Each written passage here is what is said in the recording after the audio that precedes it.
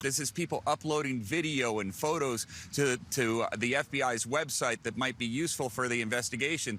They say they received more or as many, or the last time they received this many digital tips was after the Boston Marathon bombing in 2013. All right, Carter, thank you so much. Let's turn now to Weijia Zhang here in the studio.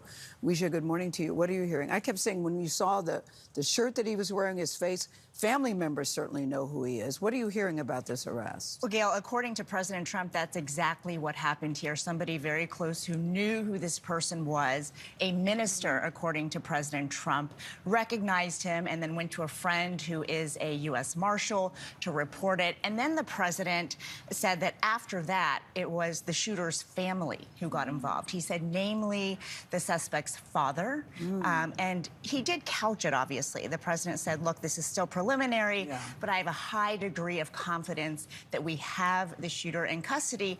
And, you know, Carter talked about how they have 7,000 tips. Gail, it was just apparently one that made all the difference, because this pastor saw all the images that we were watching and then reported it to somebody. And the president said he found out about this about 5 minutes before he went on set here in New York City to talk about, you know, everything else. And then he had this breaking news. So that is what we know today. We haven't even heard this yet from law enforcement officials. But again, the president making this very significant announcement this morning. Well, breaking news is always a very fluid situation, but you would think if anybody has the information, the president would have the most recent information.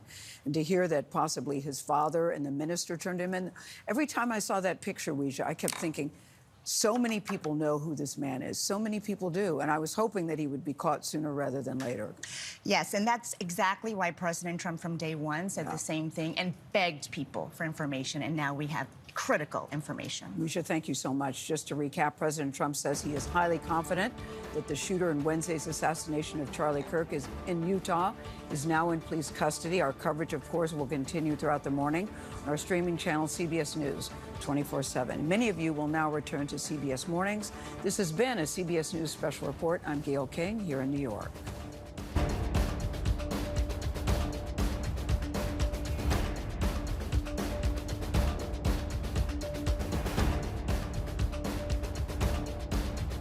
Didn't view other people as complete humans with all of those rights. And yet, of course, that's not how they would describe themselves on the conservative right in this country. How do people acknowledge the real differences, as you say, but get past them and realize we're all part of one American family? It's a hard question, and we're beginning this conversation, by the way, knowing it's a hard question. What's your advice in your own life and for people watching about how we move forward?